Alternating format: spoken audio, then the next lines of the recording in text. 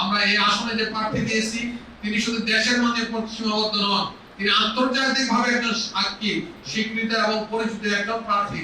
জামাত ইসলাম 14, 18, 24 সালের মতো কোন ইলেকশন দেখতে চায় না। সুতরাং ইলেকশন সংক্রান্ত বিষয়ে আমরা এই সরকারের কাছে যে সংস্কার নিয়ম পদ্ধতি দিয়েছি, আমার বিশ্বাস করবে একটি ক্রেডিবল ইনক্লুসিভ ইলেকশনের জন্য সরকার সে পন্থা অবলম্বন করবে। আমাদের সবচেয়ে বড় চাওয়া হলো একটি কেয়ারটেকার সরকারের মাধ্যমে যেন নির্বাচন সম্পন্ন হয়। এই নির্বাচন কমিশনার যারা আছেন তাদের প্রতি আমাদের অনুরোধ থাকলো আপনারা স্বচ্ছতার পরিচয় দিবেন।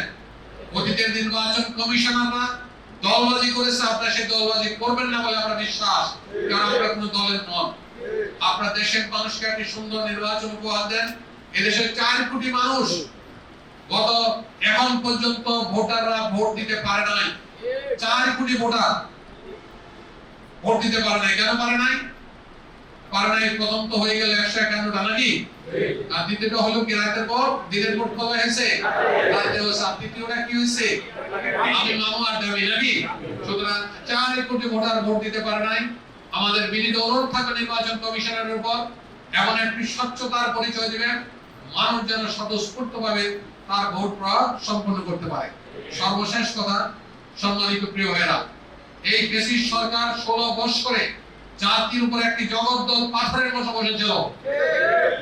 অত্যন্ত নৃশংসভাবে তারা হত্যাকাণ্ড চালিয়েছে, অনেক গুম করেছে, আইনাঘর তৈরি করেছে, জেলখানায় পর্যন্ত তারা মানুষ শান্তিতে রাখতে দেয়নি।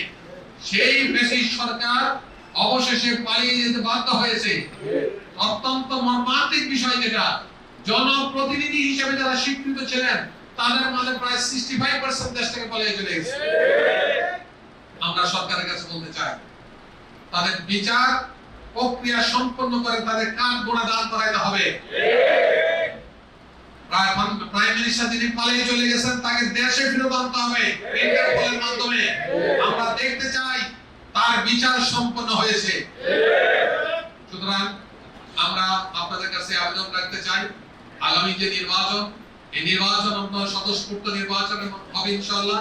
এবং আমরা যারা আছি আমরা নির্বাচনে প্রত্যেক মানুষের জনগণের কাছে গিয়ে আমাদের প্রার্থীকে আমরা তুলে ধরবো। আমরা এই আসনে যে প্রার্থী দিয়েছি তিনি শুধু দেশের মাঝে সীমাবদ্ধ নন, তিনি আন্তর্জাতিকভাবে একজন সাক্ষী স্বীকৃত এবং পরিচিত একজন প্রার্থী। সুতরাং আমার বিশ্বাস আমাদের কাজ করতে সহায়ক হবে এবং মানুষের ধারে গিয়ে আমরা তার কথা স্বতঃস্ফূর্তভাবে বলতে পারবো।